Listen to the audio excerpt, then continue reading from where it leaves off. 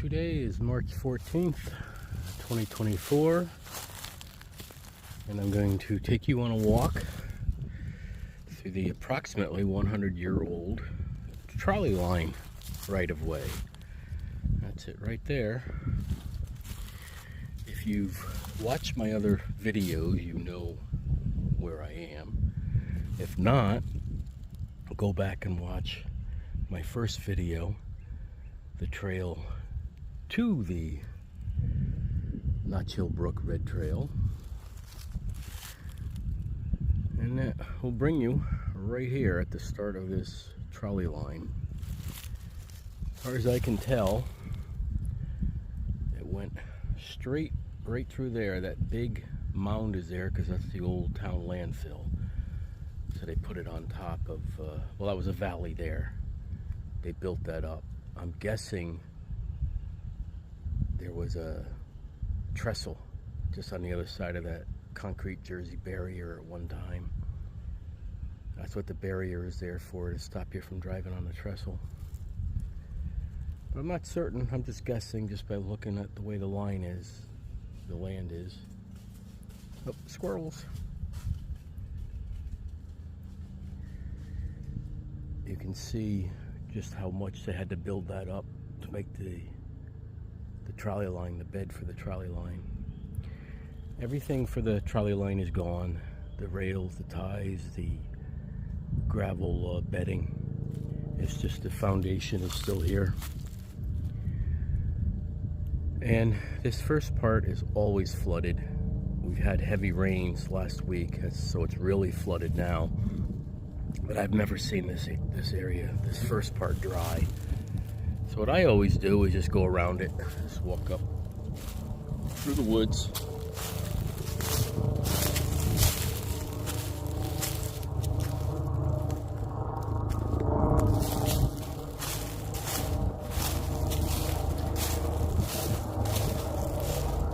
Helicopter or something flying overhead.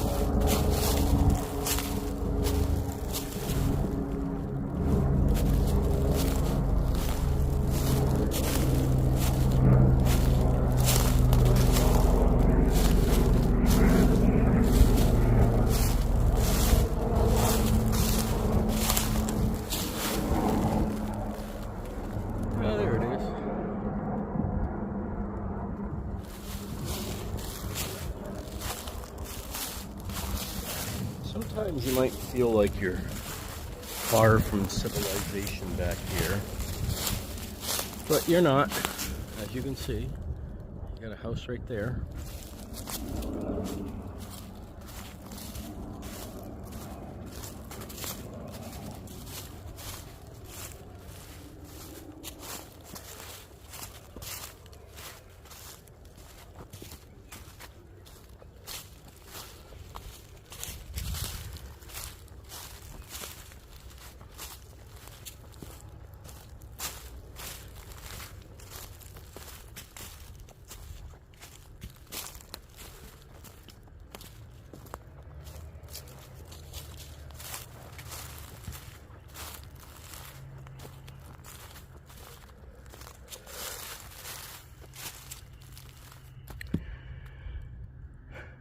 I have to wonder 100 years ago how many local boys stood up here and threw things at the trolley as it came by.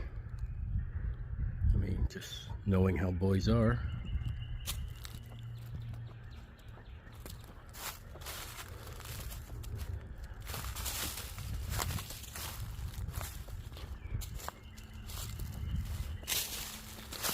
I don't know exactly when this trolley ran through here or when these tracks were installed, but according to the Trolley Museum in East Haven, all trolleys were running from around the early 1900s to the 1930s. I believe they said they were all gone by the 1940s. So that makes this approximately 100 years old.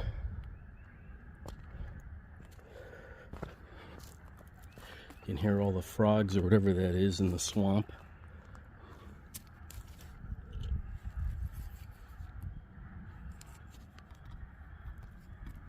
I usually hear hawks back here. I'm not hearing any today for some reason. It's about 65 degrees, so I'm surprised more birds aren't out. I heard some on the way in, and I just hear one right now. But this changes from a swamp to dry land further in, so maybe the creatures we run into will change. I've never been back here in the spring or summer because this will be filled with ATVs and dirt bikes. You can see the tracks. Too much noise for me. But I would assume, because all this swampland, this must be full of bugs. It's probably not an enjoyable walk.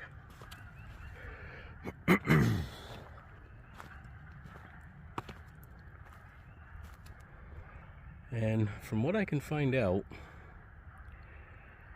no one knows who owns this right of way, because it was never taken as an asset in bankruptcy or taken by a town for back taxes. It was just abandoned.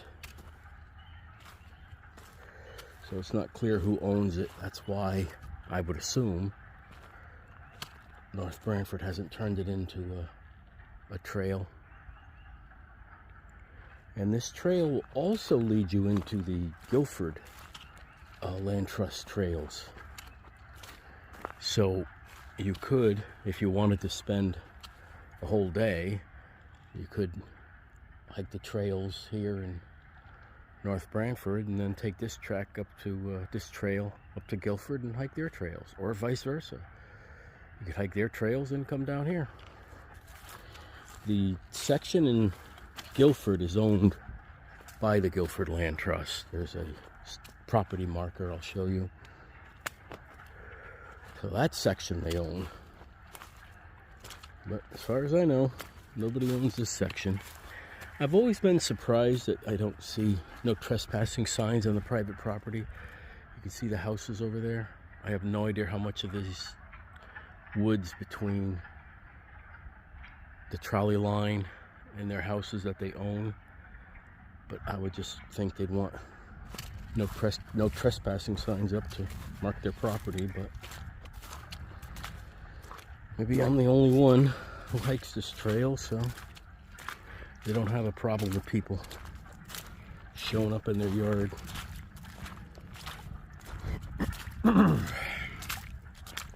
Here again, you can see how much they had to build it up to get this to go through the swamp.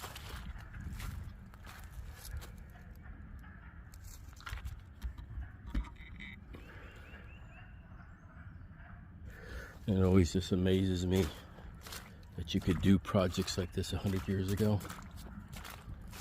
I mean, it would have all been done mostly by hand, shovels and wheelbarrows. I suppose you could start the, once you started the track, you could have a trolley tow some equipment.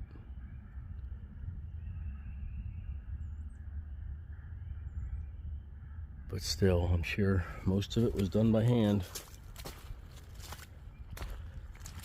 Imagine trying to hire laborers to build this today.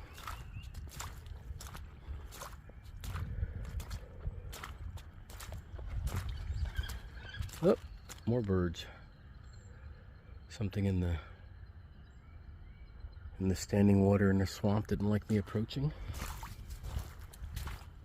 Interrupted their bath or their hunting for lunch. This isn't usually here. This is just from the flooding. I mean, there's always some standing water, but not like this. This is a small pond.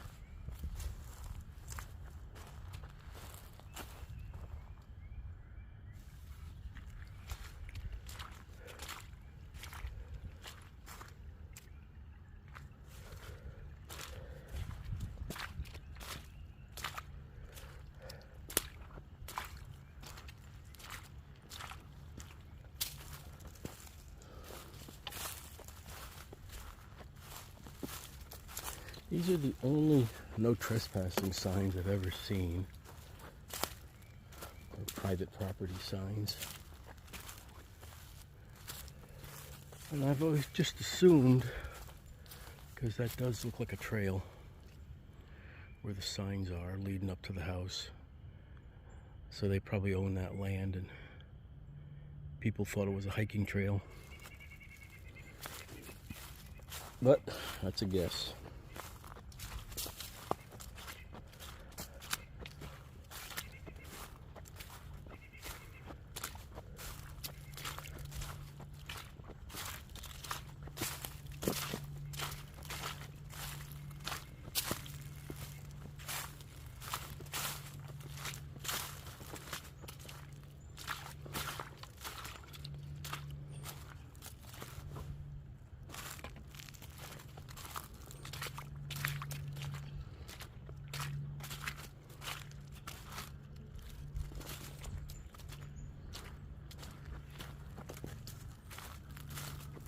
I never see any wild animals out here, or even domestic animals.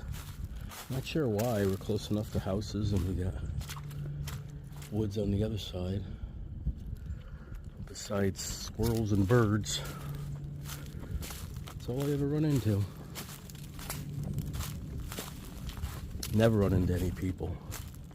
Not on the trail. I'll hear them in the yards of the houses nearby, but I've never met a person back here. You will find these side trails. That's not part of the trolley line. You know, you can clearly see how that's built up to make the track bed, and that's not. So that's just something that the locals put in.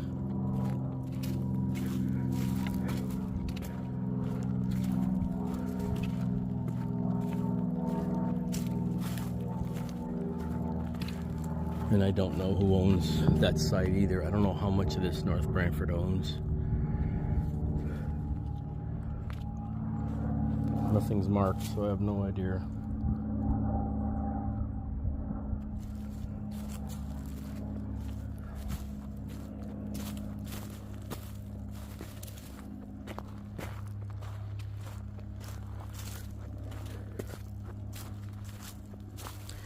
Back in its day, traveling on this trolley would have been the latest in technology. Could get you between towns a lot faster than any other way.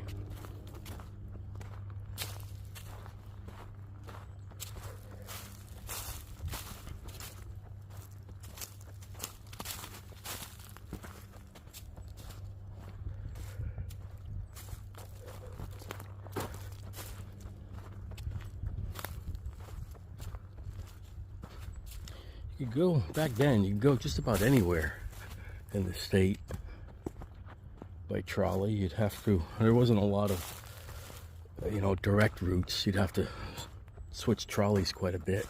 It was mostly all local lines.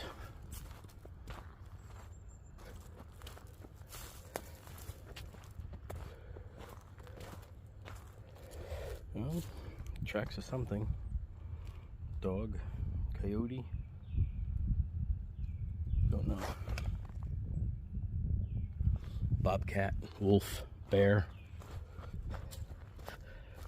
Whatever you think will scare your kids the most. That's what it can be.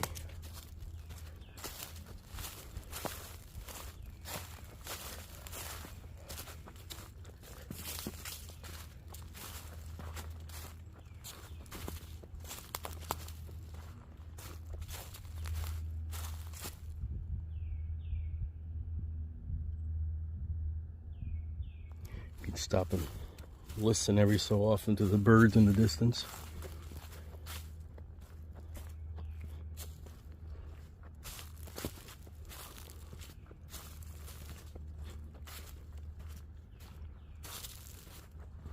I always check the North Branford school calendar to make sure that kids are in school when I come down here.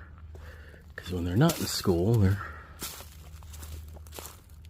on their dirt bikes.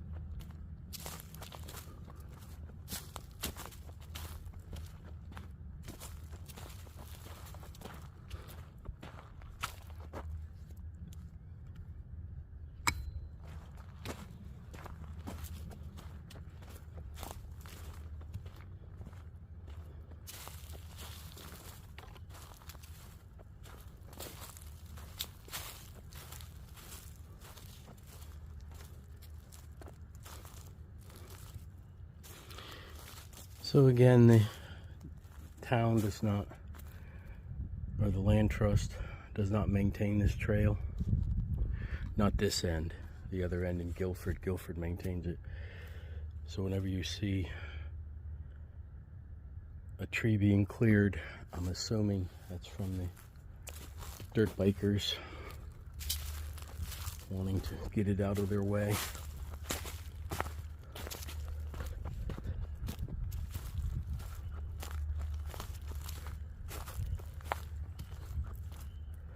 Somewhere down here, there's also a steel cable on the, half buried on the side of the trail, which I assume is the electric cable that the trolleys use to get their electricity.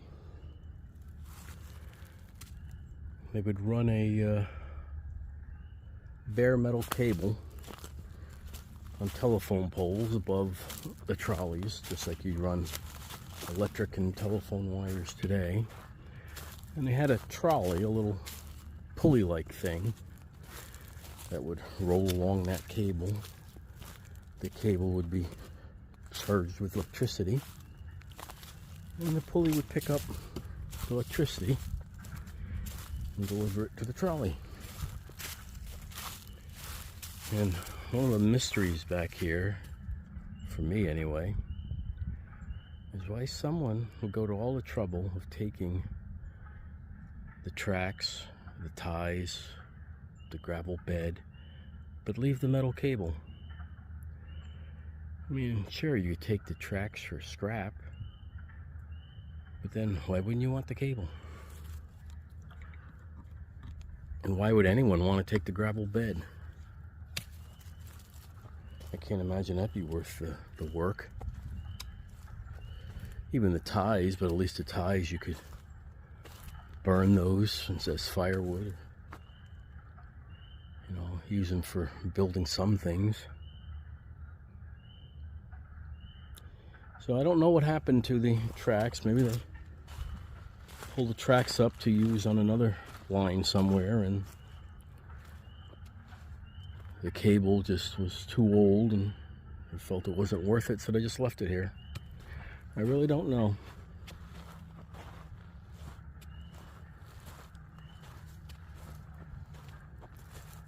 Coming up on the frogs again.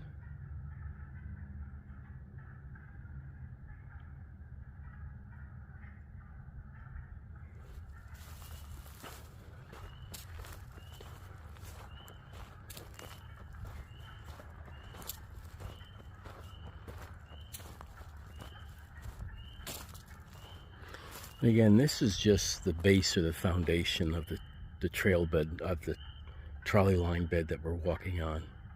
On top of this would have been gravel and whatnot and ties to give it a even foundation to put the tracks on, and also to allow water to drain and whatnot.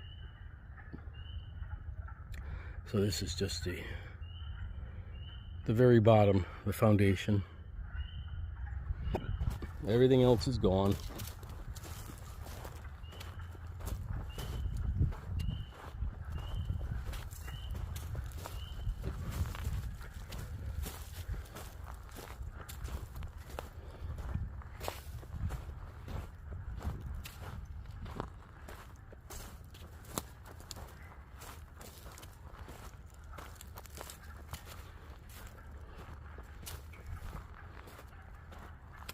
First time I saw these roots going across the trail from a distance, I thought I had discovered old trolley line ties, just because they go straight across and how they're spaced. I was disappointed when I got closer.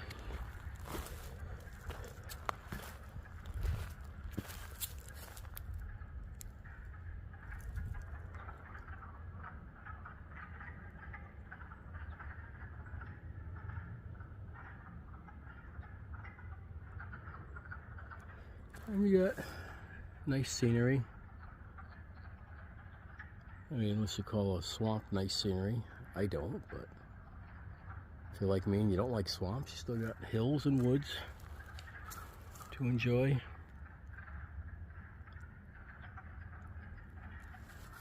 And all the creatures of the forest to sing and or scream at you, depending on their mood.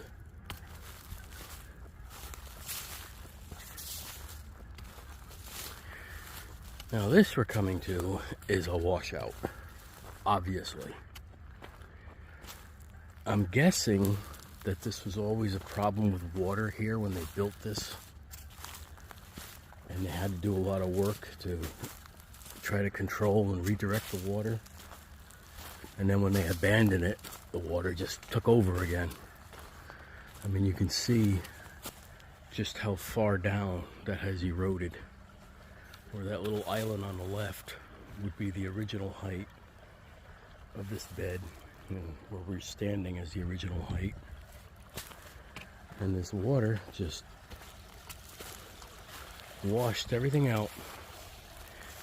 Just followed the trail all the way down, and for whatever reason, right here, it decided it would rather be in the swamp than in the middle of the trail, and just blew a hole through the side of the trail. So a little further up, I'll show you where I think they built drains. They built stone-lined drains to try to route the water off to the sides. I'm guessing what they would have done is they would have directed it like right there, so it would have just naturally flowed into the swamp down here and away from the trail, and the same on that side. But there's not enough of it left for me to determine exactly what their plan was. But just looking at it, I think we're looking at 100-year-old drainage, draining engineering.